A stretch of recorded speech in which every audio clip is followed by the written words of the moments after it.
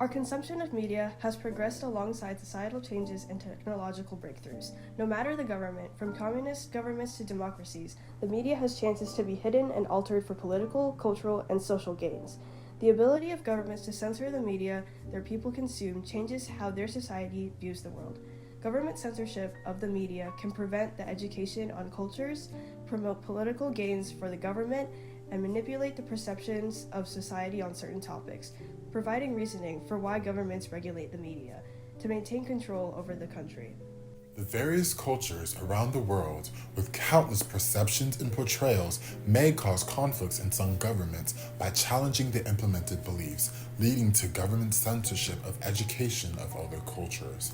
For example, in The Hunchback of Notre Dame, Victor Hugo describes the power of literature and its newfoundness and its ability to describe history and elaborate knowledge that may otherwise be lost. Likewise, in Fahrenheit 451, books are marked as hazardous, as they reveal of the history that was believed to be quote-unquote dangerous, and books are described as a loaded gun. The government wanted to get rid of the damaging knowledge within them and employed firefighters to set all books on fire. The previous culture in the world was promotive of freedom and independent thinking, which counteracted the government and its plans, which in turn led to the government outlawing all books and censoring the knowledge that the people were able to attain. The power of literature constitutes the fear that governments may feel, leading to the heavy censorship of books in order to limit the knowledge of things that the government may not want people to know about. This leads us to our next point. The government is able to gain benefits politically based on what they allow their people to see, leading to a changed perception of society. In Learning to Read and Write by Frederick Douglass, Douglass describes that there were laws that hindered slaves from reading. The government did this to obstruct the slaves' knowledge and belief of the possibility of freedom.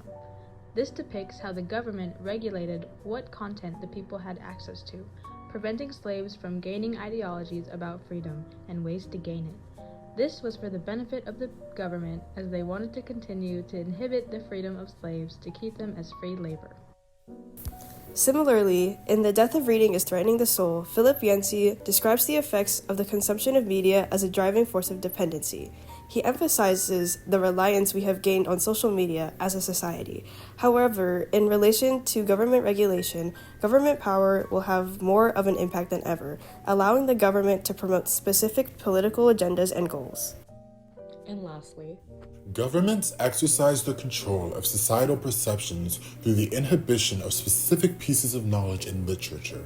In I Am Real by Kurt Vonnegut, the author describes how his book Slaughterhouse-Five was burned at Drake High School. The authority figures believe that the author's work is evil as he exploits disgusting news from Drake, which contrasts the Drake School Board's agenda. This led to the burning of books to hinder the knowledge of their misdeeds, thus filtering the knowledge that illuminates the authority figures as negative and only allowing good things about themselves to be said, therefore controlling how their students perceive the school. This action delineates censorship in a country that is supposed to be a democracy. How ironic is that? continually, in America's New Censors, Dershowitz creates a hypothetical situation that alludes to multiple groups and their probable offenses. For instance, he references militant feminists concerning offenses towards a pornographic film in proportion to those of Jewish identity in relation to Leni Riefenstahl's propaganda. Eventually, he recognizes society's perceptions of obscenity. To what extent bias may taint society? And the criterion for drawing a line of neutrality. In addition, Dershowitz uses an anecdote of his encounter with a Soviet Union official. In this example, the Soviet Union regulates content. Despite regulation, they overlook the release of anti-Semitic content. In other words, he delineates that the government might limit other content, but still releases content regarding hatred towards Jews. Ultimately, because of the promotion of anti-Semitic content in the Soviet Union, citizens may idolize and practice such ideologies. In conclusion, people should note the risk of governments using media to promote political agendas, serving as a reminder to be attentive toward the potential manipulation of information for political gain, as well as how societies should aim for transparency and openness while recognizing the need for culture.